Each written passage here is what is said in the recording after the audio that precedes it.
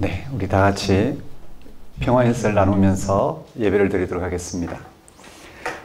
하나님의 평강이 예배드리는 모든 분들에게 가득하시길 바랍니다.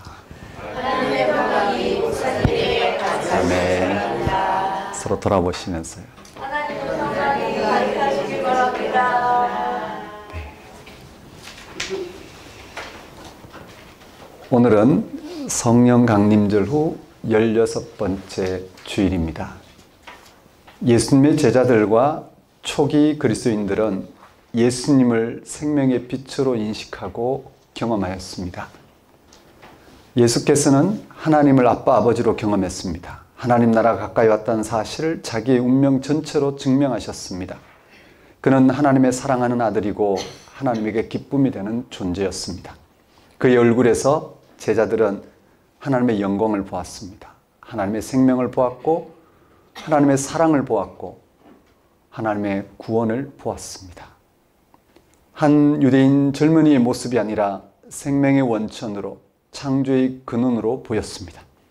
그래서 제자들과 초기 그리스도인들은 예수님에게 오면 그를 믿으면 영원한 생명을 얻는다고 선포할 수 있었습니다. 그들에게 예수 그리스도는 완전히 새로운 존재였습니다. 바울이 그에 대하여 다음같이 말했습니다. 이제 그리스도께서 죽은 자 가운데서 다시 살아나사 잠자는 자들의 첫 열매가 되셨도다. 사랑하는 성도 여러분, 예수 그리스도는 생명의 빛이십니다. 그를 통해서 우리는 우리의 삶과 세상을 빛으로 경험한 사람들입니다. 그런 경험은 아주 낯선 일입니다. 생명과 존재의 신비 안으로 들어가는 것이기 때문입니다. 그러나 낯설하지 마십시오. 예수께서 먼저 그 길을 가셨습니다. 우리는 그의 뒤를 따라가기만 하면 됩니다. 빛이신 예수와 하나 되는 길을 가는 것입니다. 예배가 바로 그 시간입니다. 예배는 빛이신 예수 그리스도와 하나 되는 가장 적극적인 시간입니다. 그가 죽음을 통해서 보이신 하나님의 생명을 알아보고 거기에 일치하는 분명한 시간입니다. 우리의 모든 신앙 여정은 우리의 삶을 빛으로 경험하게 하는 여정입니다. 바로 예수를 생명의 빛으로 인식하고 경험하는 여정입니다. 그러면 여러분의 삶은 빛과 같이 환하게 비칠 것입니다.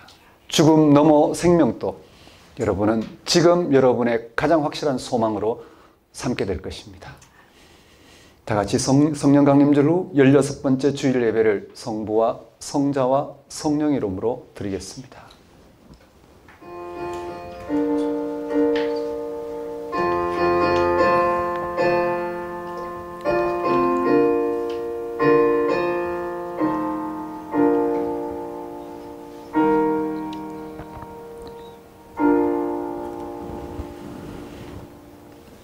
모세가 광야에서 뱀을 든 것 같이 인자도 들려야 하리니 이는 그를 믿는 자마다 영생을 얻게 하려 하심이라. 하나님이 세상을 이처럼 사랑하사 독생자를 주셨으니 이는 그를 믿는 자마다 멸망하지 않고 영생을 얻게 하려 하심이라. 하나님이 그 아들을 세상에 보내신 것은 세상을 심판하려 하심이 아니요 그로 말미암아 세상이 구원을 받게 하려 하심이라.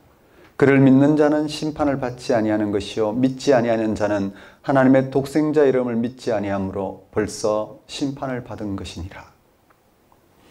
하나님 아버지, 하나님께 불순종함으로 죄와 죽음 가운데 있는 우리에게 예수님의 십자가의 죽음을 통하여 하나님을 바로 알게 하시고 하나님께 순종함으로 죄와 죽음에서 극복된 참 생명을 얻게 하신 하나님 아버지를 이 시간 찬양합니다. 예수님 운명에서 하나님의 능력을, 생명의 능력을 경험하게 하셔서 죽음의 공포에 쫓겨 더 이상 숨 쉴 틈도 없이 이 땅의 삶을 성취시키려고 매달리는 것으로부터 자유하게 하신 하나님의 크신 은혜를 이 시간 고백합니다. 우리의 삶을 끊임없이 흔들고 있는 고독, 허무, 늙음, 죽음에 대한 두려움 가운데서도 하나님을 이처럼 기쁨으로 찬양할 수 있도록 예수를 통해서 하나님과 화목하게 하신 하나님 아버지를 이 시간 경배합니다. 하나님 아버지, 예수님과 연합하여 예수님에게 나타난 예수님 안에서 드러난 하나님의 은혜를 헤아리고 그 은혜를 삶의 토대로 삼게 하소서. 한 주간 예수님 안에서 새롭게 시작한 삶을 알아보고 거기에 삶의 토대를 둔 성숙한 삶을 살게 하소서. 무엇보다 그런 삶이 완성될 순간을 기다리는 거룩한 소망으로 세상을 향한 고유한 소명을 감당하는 삶을 살게 하소서. 예수님 이름으로 기도드립니다. 다 같이 경배의 찬송 35장 찬양 드리겠습니다.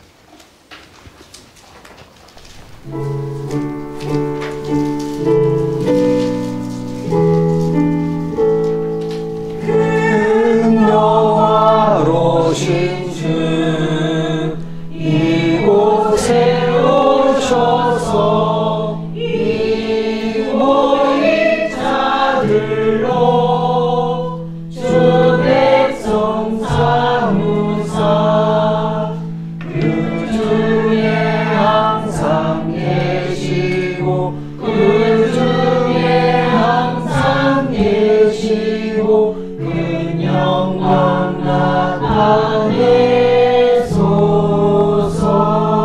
이 백성 기도와 노예 물들이니 양내와 같으니 곧 받으옵소서. 주 예수 크신 복음을 주 예수 크신 복음을 만 백성 듣게 하소서. 우리 자손들 다 주를 이고 저 성전 돌같이 일하게 하소서. 주 구원하신 능력을 주 구원하신 능력을 늙은 날까지 주소서. 주 믿는 만민이 정직히 지키며 옛 성도들 같이 주 찬송하다가 저 천국 보좌 앞에서 저 천국 보좌 앞에서 늘 찬송하게 하소서.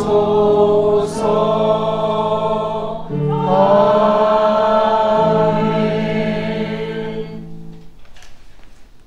다 같이 사도신경으로 신앙 고백하시겠습니다. 나는 전능하신 아버지 하나님 천지의 창조주를 믿습니다. 나는 그의 유일하신 아들 우리 주 예수 그리스도를 믿습니다.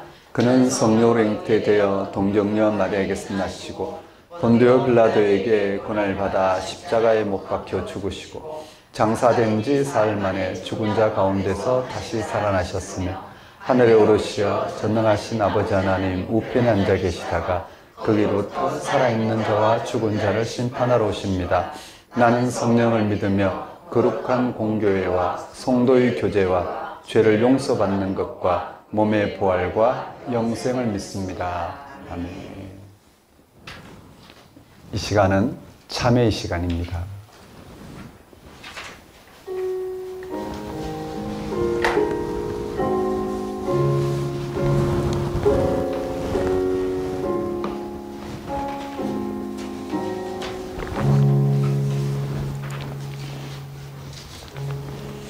성경은 복음을 다음같이 전합니다. 여호와를 사랑하는 너희여 악을 미워하라. 그가 그의 성도의 영혼을 보존하사 악인의 손에서 건지시느니라. 하나님이 우리를 보존하고 지키시고 악인의 손에서 건지신다는 이 말씀을 듣고 여러분은 어떤 생각이 드시는지요? 우리가 원하는 것을 그분이 제공해 주신다는 말씀으로 듣지는 않았겠지요. 그런 생각은 신앙이 아니라 기복주의입니다. 그런 생각으로 살고 싶으면 굳이 하나님을 믿을 필요는 없습니다. 우리는 우리에게 무엇이 좋은지를 모릅니다. 모르면서 세상 사람들이 찾고 있으니까 우리도 덩달아 찾는 것입니다. 세상살이에서 많은 것을 손에 넣은 분도 있고 전혀 손에 든 게 없는 분도 있고 지금도 계속 찾는 분이 있을 것입니다. 대한민국 상위 10% 안에 드는 삶의 수준에 이르면 충분할까요? 하나님은 우리가 원하는 방식이 아니라 하나님의 방식으로 우리를 지키십니다. 하나님의 방식으로 우리가 악인의 손에서 벗어나게 하십니다. 이 포악한 자본주의에 매몰되지 않게 하십니다. 그 하나님의 방식을 우리는 다 알지 못합니다. 우리가 미리 계산할 필요도 없고 계산할 수도 없습니다. 이방 총독과 임금에게 끌려갔을 때 무엇을 말할까 염려하지 말라. 그때 너에게 할 말을 주시리니 라는 말씀이나 무엇을 먹을까 마실까 입을까 하고 염려하지 말라는 말씀이 이를 가리킵니다. 이렇게 살아가는 데서 중요한 것은 하나님을 사랑하는 사람이 되는 것입니다. 사랑은 대상을 향한 갈망을 가리킵니다. 갈망하는 사람은 갈망의 대상을 배웁니다. 당연하지 않겠습니까? 시를 사랑하는 사람은 시를 구도적으로 배웁니다.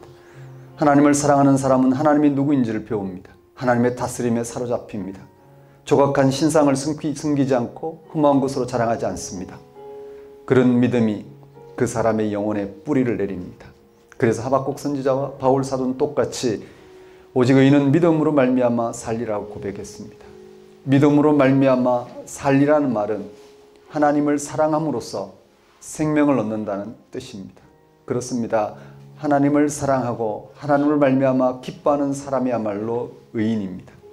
하나님을 사랑하는 사람의 영혼을 하나님이 지킨다고 했으니 그가 의인이 아니고 도대체 누가 의인이겠습니까? 우리는 보통 착한 일을 많이 하거나 세상에서 정의롭게 사는 사람을 의인이라고 말합니다. 정확한 말은 아닙니다. 사람은 남에게 잘 보이기 위해서라도 의로운 일을 할 수 있습니다. 실제로는 교만한데도 겉으로만 겸손하게 삽니다. 윗선입니다.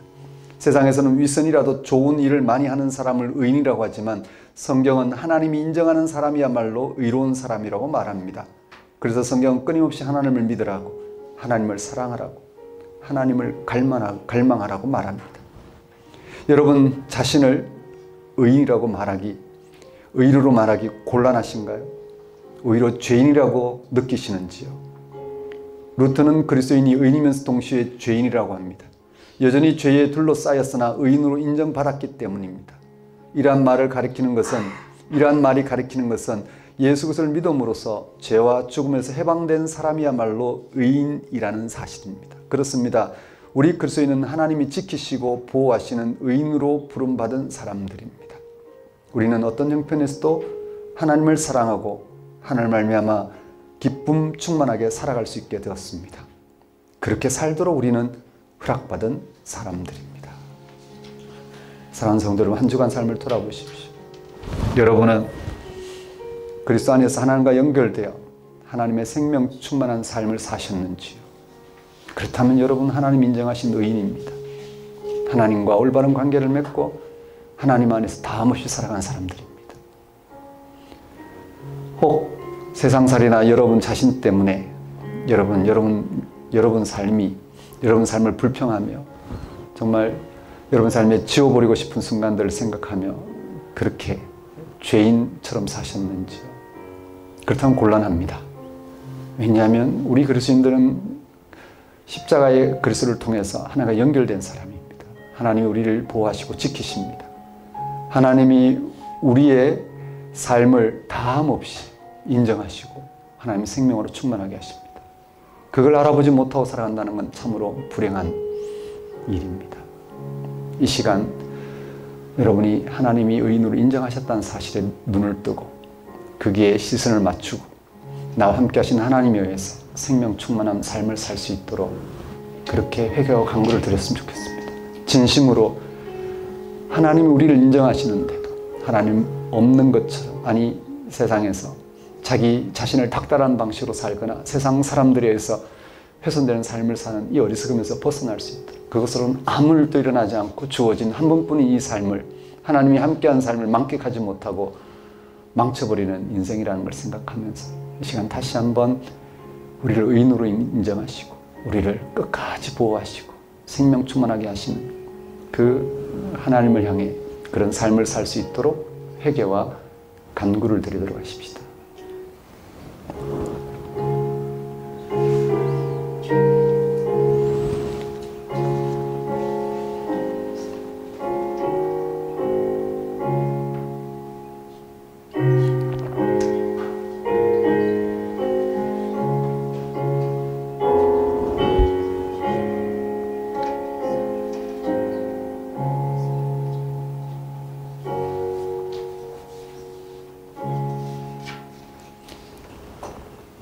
하나님 아버지, 십자가의 그리스도를 통해서 우리의 죽음조차 담당하시며 하나님과 연결되어 하나님의 생명을 맛보게 하셨사오니 그 하나님 안에서 하나님이 인정하시는 삶을 살아가도록 인도하여 주옵소서.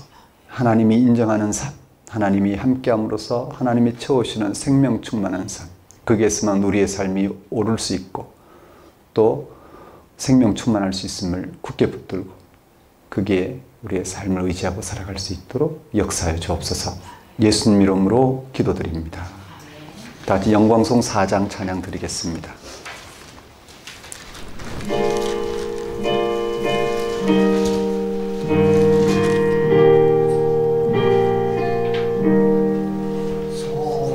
성부 성자 성령 영원히 영광 받으옵소서. 태초로 지금까지 또 이 영원 무궁 성삼위께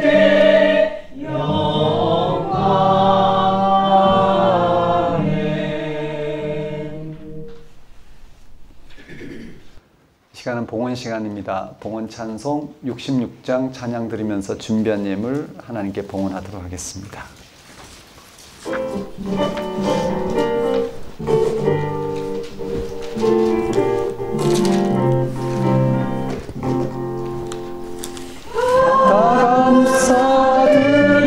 감사드리세 온 마음을 주께 바쳐 그 섭리 놀라워 온 세상 기뻐하네. 예부터 주신 복 한없는 그 사랑 선물로 주시네. 이제와 영원히 사랑의 하나님 언제나 함께 계셔. 기쁨과 평화에 복내려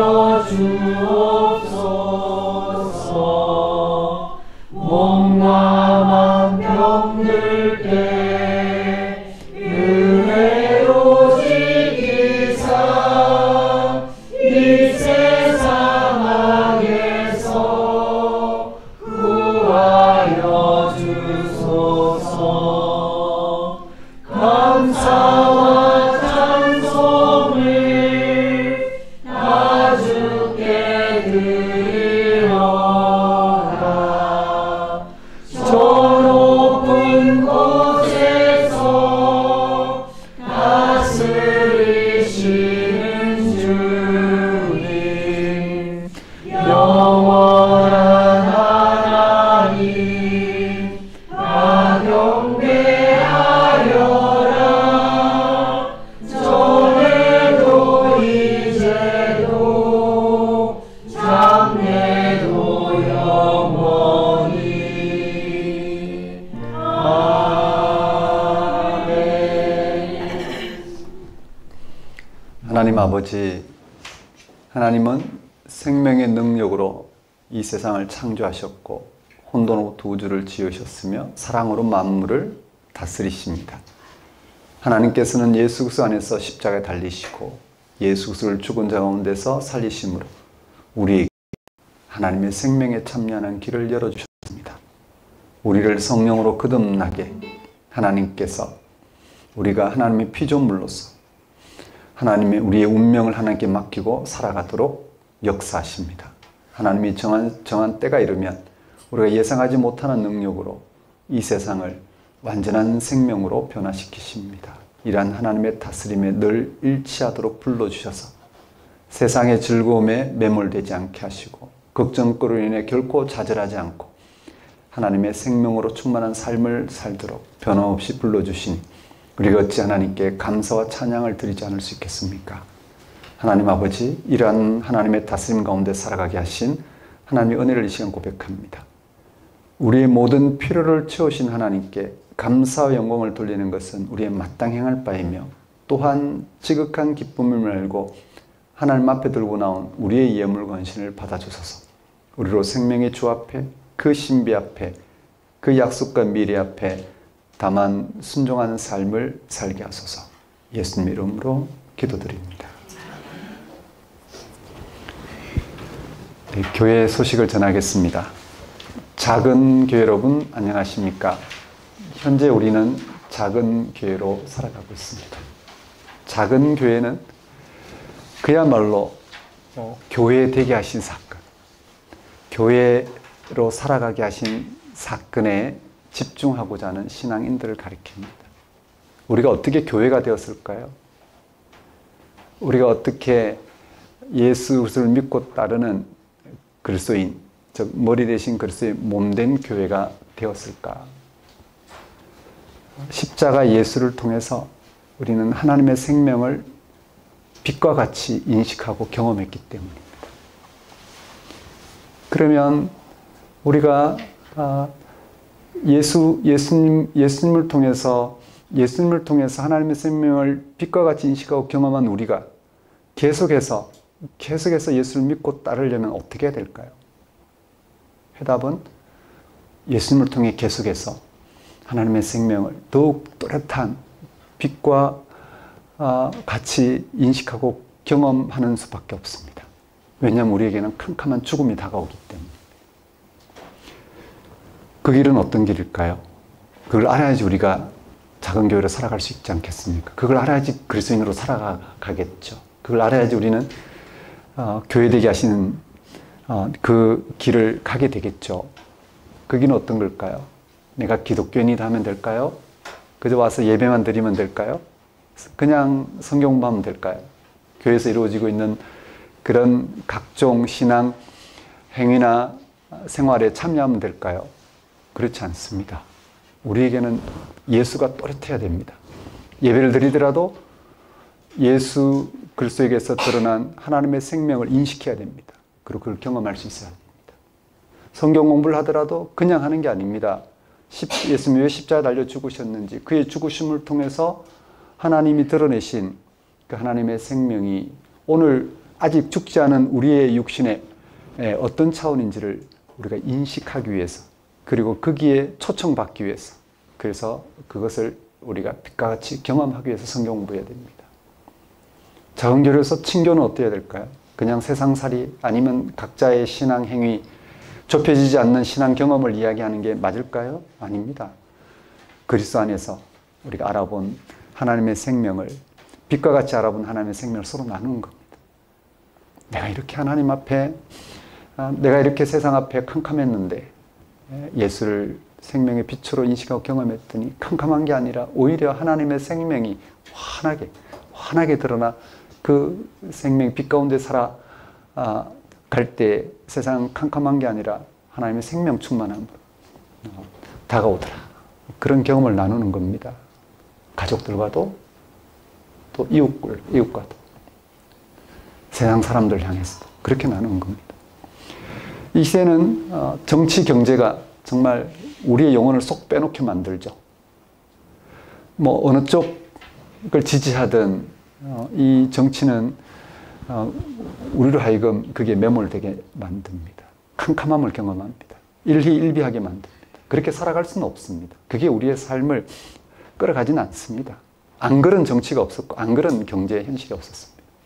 잠시 빠져나와서 국민으로서 역할을 감당하시되 예수를 생명의 빛으로 인식하고 경험하는 그 길에 다함없이 서시는 게, 정치가 해결할 수 없는, 아니 이쪽을 지지하면 저쪽을 멸시하는, 또는 내가 부유하게 되면 한쪽이 가난하게 되는 이런 삶을 더 생명 충만하게 감당하는 길이 되지 않을까 생각합니다. 우리가 이 시대에 기독교인으로서 기독교인 되게 하는 사건에 몰두하는 건 너무나 중요하다고 생각합니다. 근데 그게 그냥 되지 않습니다. 우리 영혼이 그렇게 작용하지 않습니다. 왜냐하면 우리는 무기력하기 때문입니다. 우리는 늘 하나님이 예수 안에서 드러내신 생명을 인식하고 경험하고자 하는 자리에서 그 하나님께 이끌림이 있어야 됩니다. 그래야지 영혼의 소생함을 맛봅니다. 그래야지 하나님께 뿌리를 내리고 싶은 마음이 생깁니다. 그런 삶의 경험을 그는 자기에게 유익하다고 생각합니다. 그런 길로 다함 없이 가는 신앙 여정이 되셨으면 좋겠습니다. 작은 교회 예배 안내입니다. 1부 주일 예배, 작은 교회 예배, 주일 오전 10시 예배, 지금 드리고 있는 예배입니다. 2부 주일 예배, 작은 교회와 함께하는 다음 세대 예배, 주일 오후 12시에 드립니다. 시즌 중에 드리는데 지금 시즌 중입니다. 10월 둘째 주에 드립니다. 9월 4주간 예배 안내인데 오늘 셋째 주로서 노원구 건양백화점 5층에서 드리고 있습니다. 다음 주는 마지막 주로서 청년과 함께, 청년 작은 교회와 함께 드리는 예배인데 갈매동 캐릭터 브릿지에서 드립니다. 그리고 헌금은 주부를 참고해 주시면 될 것 같습니다. 자, 오늘 우리에게 주신 하나님 말씀 보겠습니다.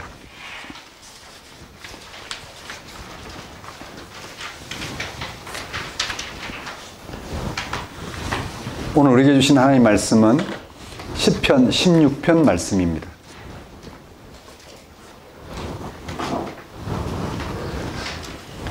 시편 16편 말씀 제가 받들어 봉독하겠습니다. 하나님이여 나를 지켜주소서. 내가 주께 피하나이다. 내가 여호와께 아뢰되 주는 나의 주님이시오니 주밖에는 나의 복이 없다 하였나이다. 땅에 있는 성도들은 존귀한 자들이니 나의 모든 즐거움이 그들에게 있도다. 다른 신에게 예물을 드리는 자는 괴로움이 더할 것이라. 나는 그들이 드리는 피의 전제를 드리지 아니하며 내 입술로 그 이름도 부르지 아니하리로다. 여호와는 나의 산업과 나의 잔의 소득이시니 나의 분깃을 지키시나이다. 내게 줄로 재어준 구역은 아름다운 곳에 있으며 나의 기업이 실로 아름답도다. 나를 훈계하신 여호와를 송축할지라. 밤마다 내 양심이 나를 교훈하도다. 내가 여호와를 항상 내 앞에 모시며 그가 나의 오른쪽에 계심으로 내가 흔들리지 아니하리로다. 이러므로 나의 마음이 기쁘고 나의 영도 즐거워하며 내 육체도 안전히 살리니 이는 주께서 내 영혼을 소홀히 버리지 아니하시며 주의 거룩한 자를 멸망시키지 않으실 것임이니이다. 주께서 생명의 길을 내게 보이시리니 주의 앞에는 충만한 기쁨이 있고 주의 오른쪽에는 영원한 즐거움이 있나이다. 하나님 아버지, 이 시간 선포하는 말씀을 통하여 하나님과 일치를 통한 삶의 희락을 맛보고 또 참된 소망을 가지고 살아갈 수 있도록 인도하여 주옵소서. 예수님 이름으로 기도드립니다.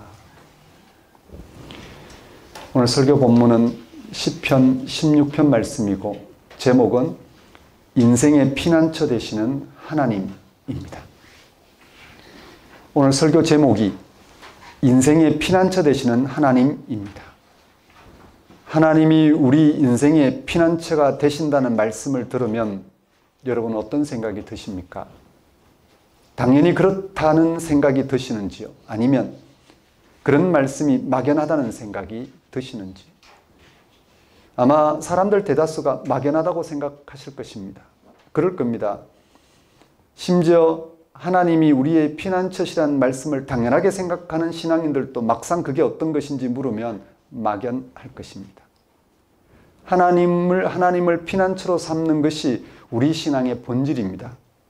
하나님을 믿는 우리에게 유일한 인생의 목표는 하나님과 일치입니다. 하나님을 피난처로 경험하는 것입니다. 거기서만 세상이 제공하지 못하는 생명을 얻기 때문입니다. 세상에서 많은 걸 가지고 누리고 안전하게 산다 하더라도 하나님을 피난처로 경험하지 못하면 우리의 인생은 그야말로 모래 위에 세운 집이 되고 말 것입니다. 금방 허물어지고 맙니다. 왜 그런지 본문을 통하여 살펴보도록 하겠습니다. 시편 기자는 본문 1절에서 다음과 같은 간구와 신뢰로 시작합니다. 1절 말씀입니다. 하나님이여 나를 지켜주소서. 내가 주께 피하나이다. 시편 기자가 실제로 하나님께 자기 삶의 토대를 둔다는 공식적인 표현입니다. 시편 기자는 실제로 하나님을 피난처로 삼습니다. 하나님만이 그를 지켜줄 수 있다고 확신하기 때문입니다. 이 시편의 나머지 부분은 시편 기자가 하나님께 토대를 둔 자기의 삶을 설명하고 있습니다. 이러한 시편 기자의 신앙은 단지 뜨거운 감정이나 종교적 충동이나 열심이 아니라 실제 삶을 하나님께 의식적으로 맡기는 행동을 가리킵니다. 그게 구체적으로 어떤 것일까요? 하나님이 피난처라는 말을 많이 들었을 겁니다. 우리가 기도할 때나 찬송할 때도 하나님이 피난처라고 고백합니다. 그런데 우리가 정말 그렇게 생각하느냐가 중요합니다. 우리가 어떤 차원에서 하나님을 피난처로 생각하느냐가 중요합니다. 그냥 하나님을 믿으면 피난처가 되실까요? 기복적인 신앙처럼 하나님을 믿으면 모든 게 잘 된다는 차원에서 하나님이 나의 피난처라 말하면 곤란합니다.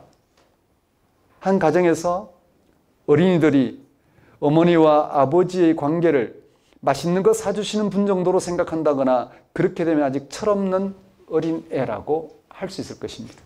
철이 들면 부모하고도 이제 인간과 인간의 그런 관계로 들어가는 것처럼 우리가 신앙적으로 철이 나게 되면 하나님이 우리의 피난처라는 것을 전혀 새로운 차원에서 알게 됩니다. 시편 기자가 하나님을 피난처로 삼은 데는 그만한 이유가 있습니다. 그 이유는 인간의 실존이 견고하지 않기 때문입니다. 인간의 실존만이 아니라 한 사회와 국가와 인류의 토대도 별로 단단하지 않습니다. 인간 실존의 토대가 단단하지 않다는 말은 사람의 노력으로 삶의 기초가 확보되지 않는다는 뜻입니다. 흔들리는 삶을 해결할 길이 없다는 말씀입니다. 돈을 통해서 그게 가능하다면 시편 기자는 분명히 부자가 되는데 매달렸을 것입니다. 다른 이들의 칭찬이나 학문적인 업적이나 정치적인 업적도 마찬가지입니다. 행복한 가정을 꾸려도 역시 그것만으로는 삶의 토대가 견고해지지 않습니다. 인생은 참 이상합니다. 자신이 세운 인생의 목표가 삶의 토대, 행복의 근원인 것처럼 느껴지지만 실제 그걸 이루어도 삶이 별로 달라지지 않는다는 것을 경험합니다. 이런 인간의 실존 가운데서 이런 인간의 실존 가운데서 시편 기자가 하나님을 피난처로 삼는다는 고백은 공허한 말이 아닙니다. 하나님을 믿기만 하면 뭔가 잘 되겠지 않은 막연한 기대가 아닙니다. 그는 분명 우리의 삶의 토대가 부실하다는 걸 알았습니다.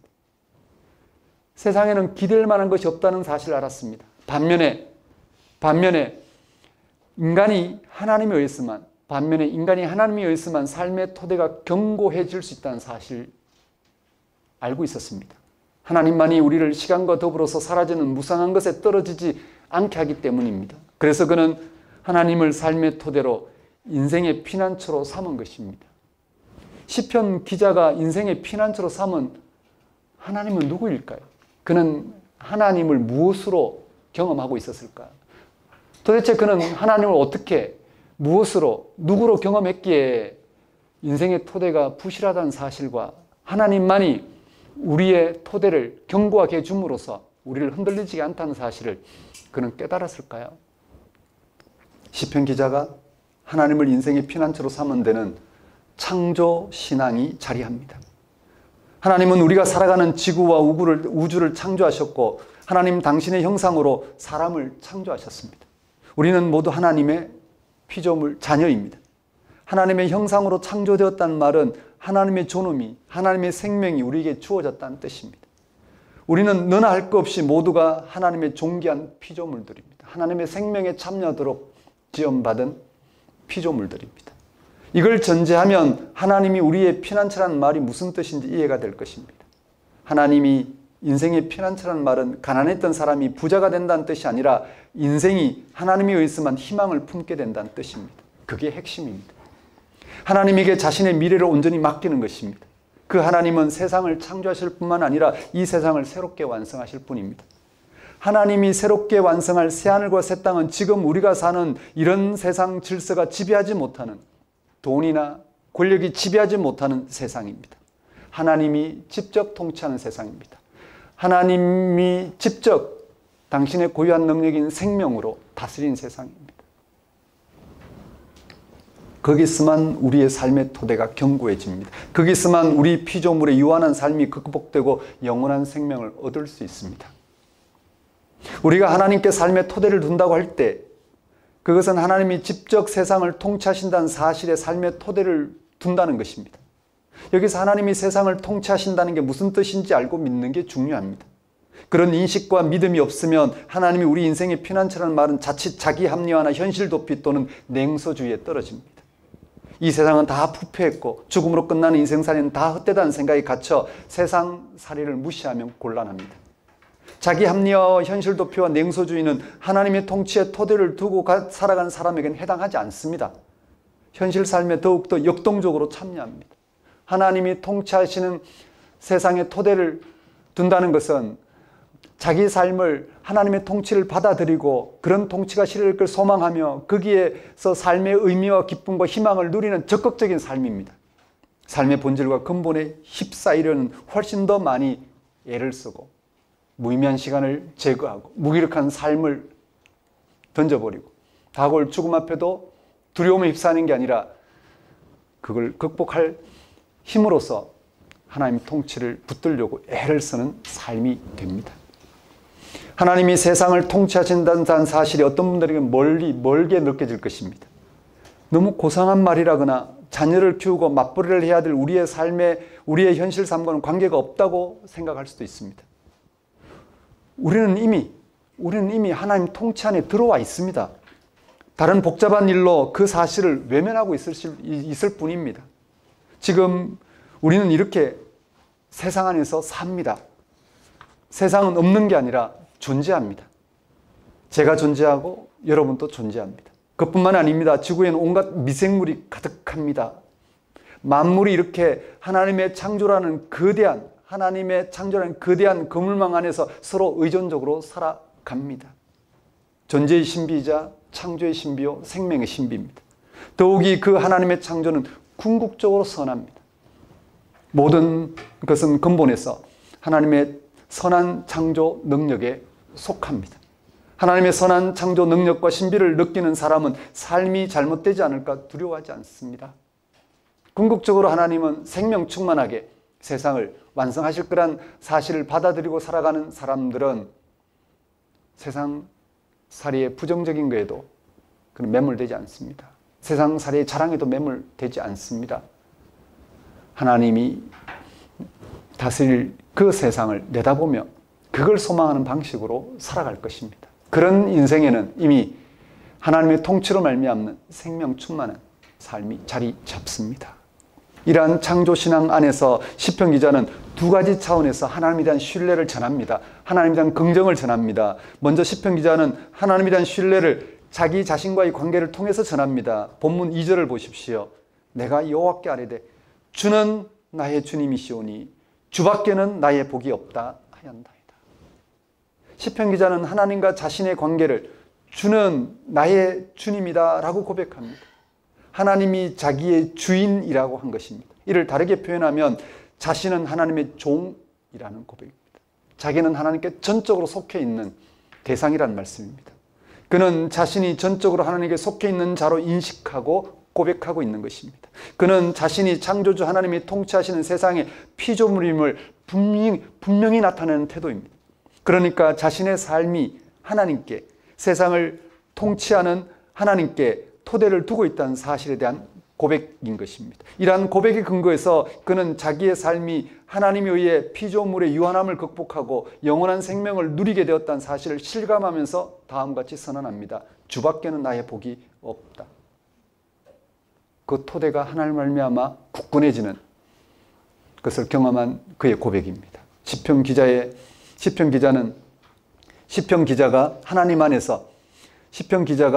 하나님 안에서 행복을 누리고 있다는 선언입니다. 그 다음 시편 기자는 하나님에 대한 신뢰를 다른 사람을 향하여 다음과 같이 전합니다. 그가 하나님 안에서 그의 삶이 견고해진 것을 통해서 하나님에 대한 신뢰를 첫 번째는 자기 자신과의 관계를 통해서 표현했다면 다른 사람을 향해서 표현합니다. 3, 4절입니다.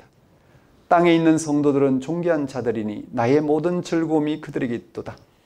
다른 신에게 예물을 드리는 자는 괴로움이 더할 것이라. 시편 기자는 자신과 같이 하나님을 피난처로 삼은 성도들을 존귀한 자들이라고 합니다. 그 이유는 시편 기자가 하나님 안에서 누리는 즐거움이, 시편 기자 자신이 하나님 안에서 누리는 즐거움이 그들에게도 있다는 사실을 확신하기 때문입니다. 그러니까 시편 기자와 같이 삶의 토대를 하나님께 둔 모든 인생은 피조물의 유한함을 극복하고 영원한 생명을 누리는 복을 누릴 것을 확신하는 것입니다. 반면에 시편 기자가 신뢰하는 하나님이 아닌 다른 신을 섬기는 자는 괴로움이 더할 것이라고 합니다. 여기서 다른 신은 우상이라고 할 수 있는데, 우상이라고 하는 것은 피조물을 절대화하는 것을 말합니다. 세상의 것들은 우상입니다. 돈, 정치, 국가도 우상입니다. 그런 것들에 자기 생명을 두는 것을 우상 숭배라고 합니다.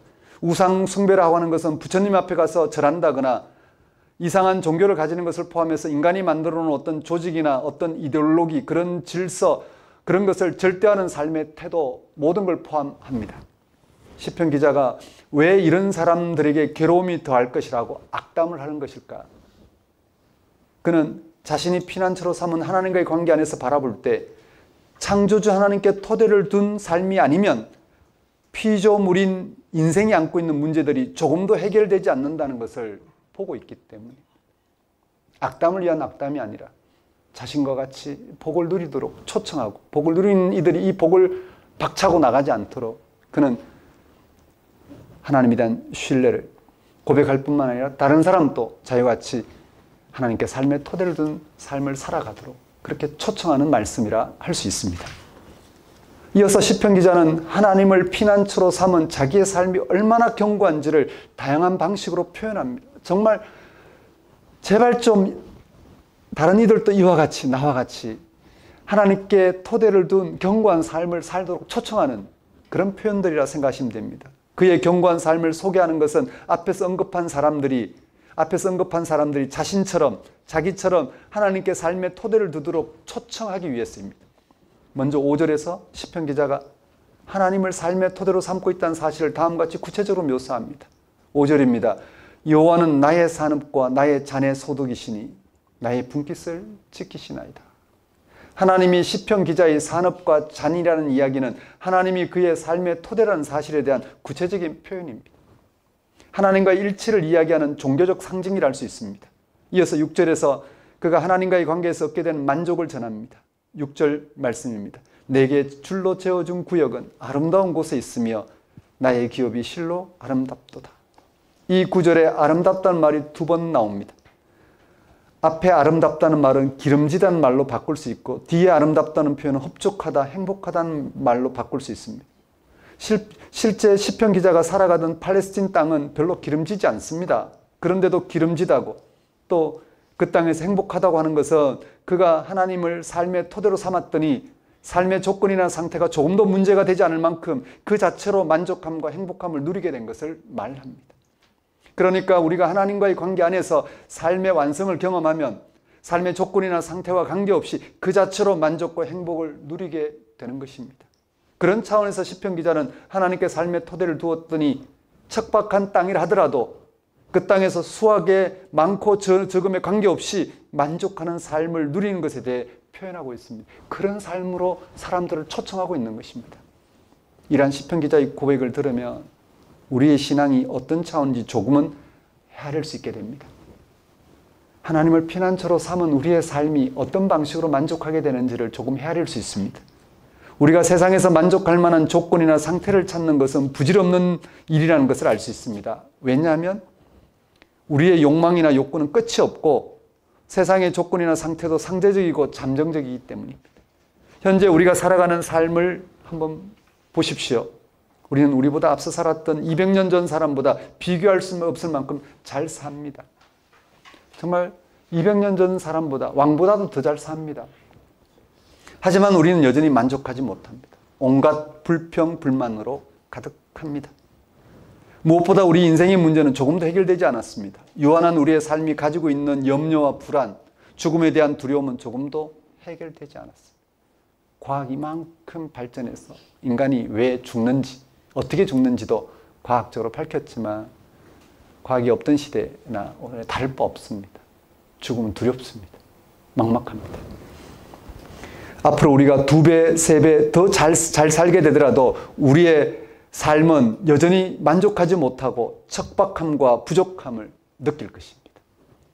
시편 기자가 고백하는 것처럼 우리가 하나님께 토대를 둘 때만이, 우리가 하나님께 토대를 둘 때만이, 창조주 하나님의 피조물로서 하나님을 의존하고자 할 때만이 우리의 모든 삶을 기름진 땅으로 받아들이고 만족을, 행복을 누릴 수 있습니다. 그렇습니다. 하나님 안에서 우리 인생 자체가 기름진 땅입니다. 하나님의 생명 충만함을 맛보는, 그것을 열매로 수확하는 기름진 땅입니다.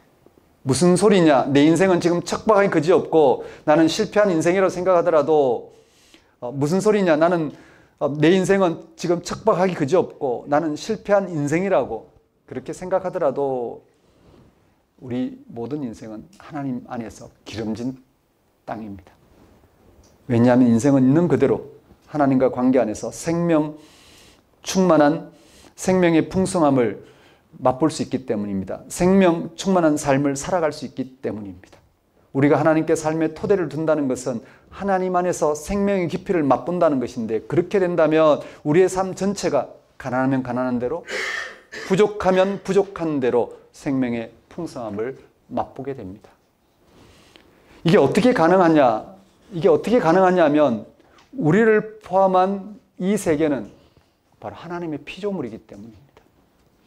그래서 누구든지 하나님께 토대를 두고자 하면 그의 형편과 관계없이 생명 충만함을 누리게 됩니다. 한 가정을 비유로 들겠습니다. 자녀들이 여러 명입니다. 똑똑한 자녀도 있고 크게 떨어지는 자녀도 있습니다. 건강한 자녀도 있고 그렇지 못한 자녀도 있습니다. 장애가 있는 자녀도 있다고 합시다. 부모에게는 모두 똑같은 자녀들입니다. 장애가 있는 자녀이든 그렇지 않는 자녀이든 부모에게는 똑같은 자녀입니다. 이와 같이 하나님도 우리 모두에게 우리의 형편이 어떠하든지 간에 생명 충만함을 베풀고 계십니다. 문제는 우리가 하나님과의 관계를 분명히 하느냐 아니냐에 달려 있습니다. 하나님과 관계 안에서 살아가고자 하느냐 아니냐에 달려 있습니다. 우리의 삶의 토대를 하나님께 두고자 하느냐 아니냐에 달려 있는 것입니다. 어떻게 하면 하나님을 우리의 삶의 토대로 삼고 살아갈 수 있을까요? 어떻게 하면 하나님께 우리의 삶의 토대를 둘 수 있을까? 시편 기자는 그 길을 7절, 8절에서 다음과 같이 전합니다. 먼저 7절 말씀입니다. 나를 훈계하신 여호와를 송축할지라 밤마다 내 양심이 나를 교훈하도다. 시편 기자는 자신이 하나님을 삶의 토대로 삼기 위해서는 훈계와 교훈이 필요하다고 합니다. 여기서 훈계, 교훈은 시편 1편에서 말하고 있는 율법을 가리킵니다. 율법주의를 말하는 게 아니라 하나님을 삶의 토대로 삼도록 가르치는 율법을 말합니다. 하나님께 목표를 두고 살아가도록 안내하는 그 율법을 말합니다. 시편 기자가 나를 훈계하신 여호와라고 할 때 이는 율법을 즐거워하고 율법을 밤낮으로 묵상함으로 하나님을 인생의 토대로 삼게 되는 사건을 말합니다. 그는 율법을 통하여 하나님을 토대로 삼는 인생만이 견고하고 그렇지 않은 인생은 바람에 나는 겨와 같다는 하나님의 말씀 앞에서 하나님이 그의 인생의 토대가 되신다는 사실에 온통 붙들리는 사건을 말하는 것입니다. 그런 과정을 통하여 그의 인생을 견고하게 하시는 하나님 경험을 견고하게 하시는 하나님 경험을 다음과 같이 전합니다. 8절입니다. 내가 여호와를 항상 내 앞에 모시며 그가 나의 오른쪽에 계심으로 내가 흔들리지 아니하리로다. 율법을 통해서, 오늘 우리로 말하면 성경 말씀을 통해서 하나님과 일치를 누리고 있을 때 하나님은 언제나 그 앞에 계시더라는 겁니다. 언제나 그를 붙들고 계시더라는 겁니다. 언제나 그의 삶을 견고하게 하고 계시더라라는 사실에 대한 고백입니다. 우리가 성경 말씀이 아니면 이런저런 신앙 행위로는 하나님께 일치하기는 불가능합니다. 십자가 예수를 통해서 우리에게 하나님을 알아볼 수 있도록 하나님을 드러내셨습니다. 하나님을 빛으로 드러내셨습니다. 그것도 하나님이 우리의 생명의 근원일 뿐만 아니라 지금의 생명을 완성하는 분으로서 그분의 역사를 드러내셨습니다.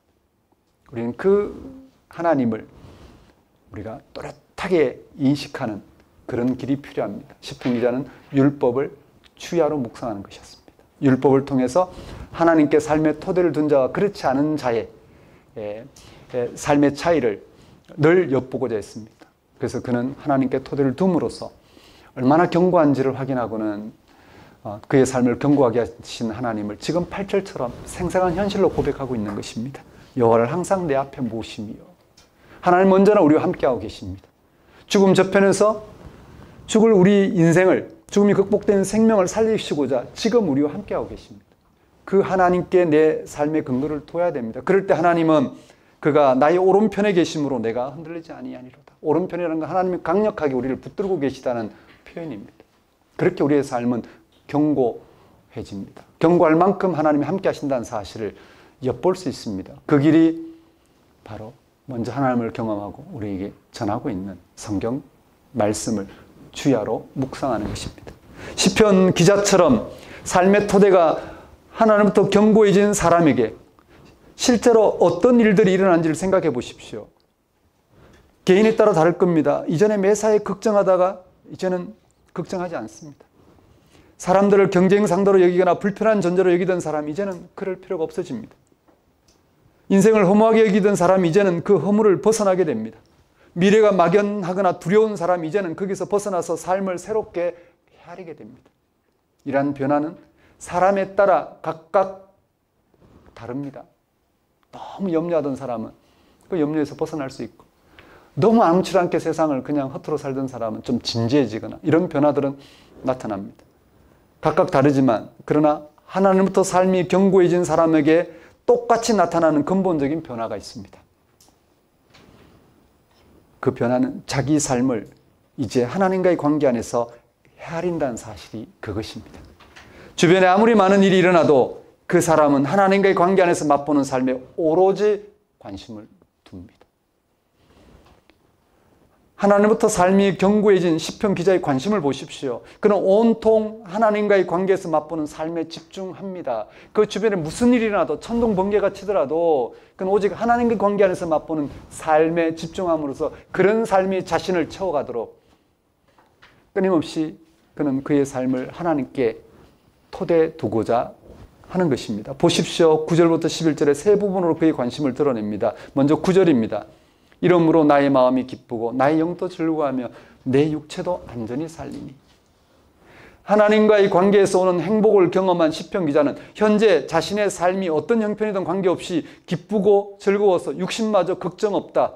그렇게 산다라고 고백합니다. 그 다음 10절 말씀입니다. 시편 기자는 하나님과의 관계 안에서 맛보는 삶에 대한 기대를 다음같이 드러냅니다. 10절입니다. 이는 주께서 내 영혼을 소홀히 버리지 아니하시며 주의 거룩한 자를 멸망시키지 않으실 것입니다. 시편 기자가 이제 자기의 삶이 현재 삶만이 아니라 죽음 이후까지도 견고하게 될 것이라는 기대를 나타냅니다. 이것은 하나님, 창조주 하나님께 삶의 토대를 둘 때만이 가질 수 있는 기대입니다. 세상이 그 어떤 조건이나 상태로는 불가능한 것입니다. 그는 죽음 이후까지의 모든 생명까지도 책임지시는 하나님께 관심을 두고 있는 것입니다. 마지막 11절입니다. 주께서 생명의 길을 내게 보이시리니 주 앞에는 충만한 기쁨이 있고 주의 오른쪽에는 영원한 즐거움이 있나이다. 시편 기자는 하나님에 대한 무한 신뢰를 고백합니다. 시편 기자가 살아가는 날 동안 무슨 일이 날지 모릅니다. 현재도 시편 기자는 위기 상황을 겪고 있습니다. 1절에서 그는 하나님이여 나를 지켜주소서라고 고백한 걸 보면 그렇습니다. 시편 기자는 하나님 아니면 안 될 인생의 절망적인 문제 앞에, 상황 앞에 놓여 있었습니다. 그런 그가 이 시편 16조 같이 하나님을 신뢰함으로써 온통 하나님이 주시는 그 기쁨, 생명 충만한 삶에 온통 집중하겠다는 이 고백은 하나님의 경험이 아니고는 실제 살아계신 하나님의 경험이 아니고 불가능한 고백입니다. 이런 고백은 그가 어떤 위기 상황을 겪고 있는데도 불구하고 그는 하나님부터 오는 그 기쁨을 계속해서 추구하겠다. 그만큼이나 하나님이 그의 삶에 견고한 토대가 되시더라라는 고백입니다. 하나님을 피난처로 삼은 시인은 하나님부터 주어지는 견고한 삶을 경험하였습니다. 그런 삶은 현재의 삶과 죽음 이후까지도 견고한 삶이었습니다. 하나님과의 관계에서 확인되는 생명의 깊이를 경험한 그는 이제 그가 살아가는 모든 날 동안 그가 하나님 안에서 펼쳐질 생명의 길에 마음을 둡니다. 오로지 하나님 안에서 펼쳐질 생명의 길에 마음을 둡니다. 자기 자신을 닥달하지 않습니다. 의심하지 않습니다. 자기의 가능성과 불가능성에 매달리지 않습니다. 있는 그대로 자기의 삶에 견고한 토대가 주신 하나님께 희망을 겁니다. 그 길에서 그는 자신이 계속해서 누릴 생명 충만한 삶을 노래합니다. 주 앞에는 충만한 기쁨이 있고 주의 오른쪽에는 영원한 즐거움이 있나이다. 오직 기쁨으로 그는 기쁨으로 채우시는 하나님을 노래하고 있는 중입니다. 사랑하는 성도 여러분, 오늘 시편 기자는 그의 영혼의 촉수를 하나님께만 맞춘 사람이었습니다. 1절 후반절에서 그는 이렇게 말했습니다. 내가 주께 피하나이다. 하나님이 피난처이시기에 다른 문제들은 사소해집니다. 하나님의 삶의 토대이기에 세상의 어떤 일에도 심지어 죽음 앞에서 흔들리지 않습니다. 우리가 두 발을 땅에 딛고 사는 동안 우리의 삶을 치명적으로 압박해오는 일들에 어떻게 휘둘리지 않을 수 있냐고 반문할 수 있습니다.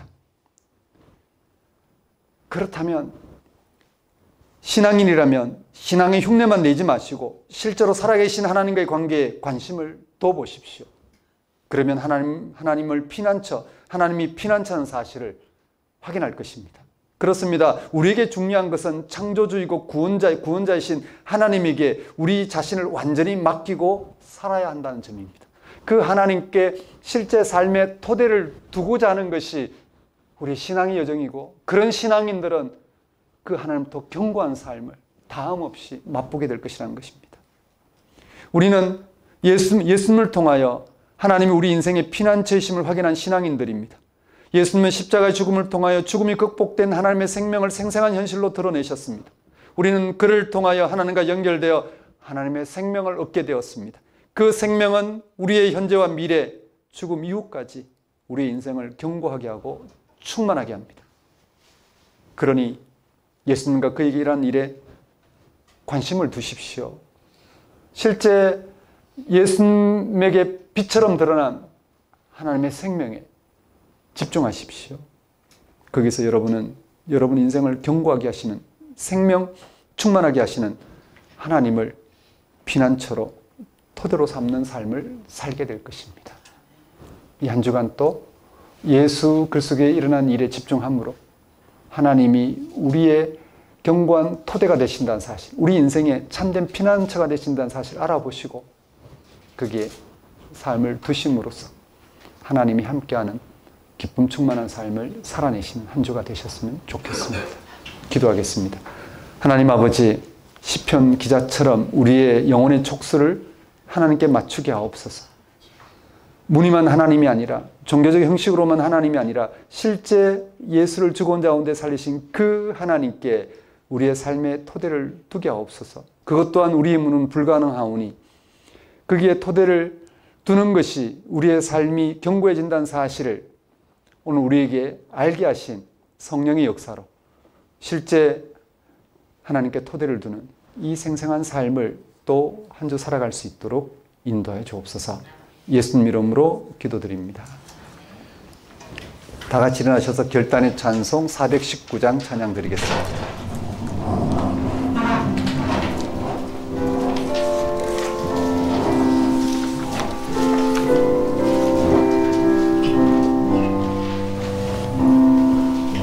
주 날개미 내가 편안히 쉬네. 밤비고 비바람 불어쳐도 아버지께서 날 지켜주시네.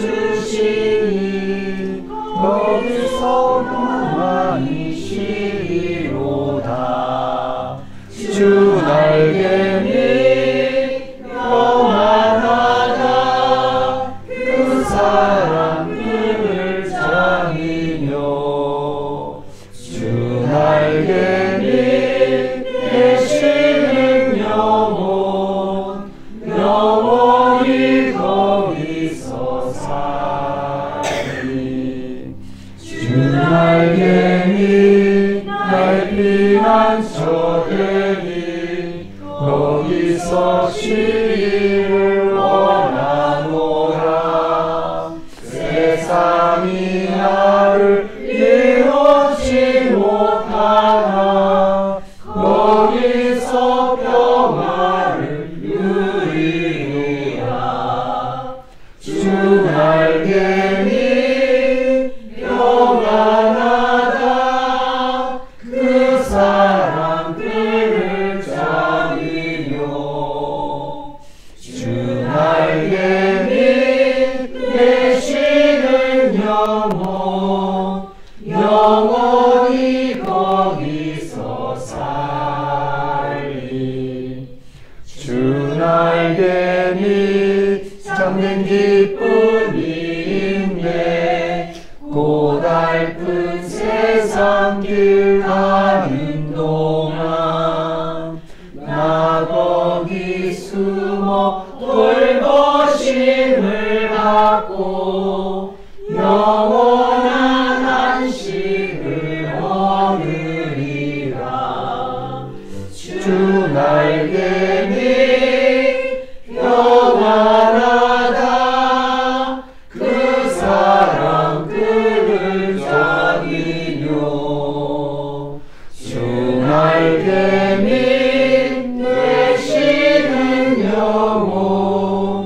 영원히 거기서 살리.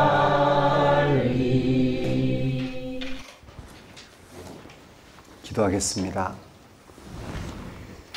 이제는 우리 주 예수 그리스도의 은혜와 하나님의 무한하신 사랑과 성령님의 교통하심이, 인생을 견고하게 하시는 하나님을 피난처로 토대로 삼고자 예수님과 그에게 일하는 일에 집중하는 삶을 살아가고자 결단하는 주의 백성 위에 영원히 함께 하시기를 축원합니다.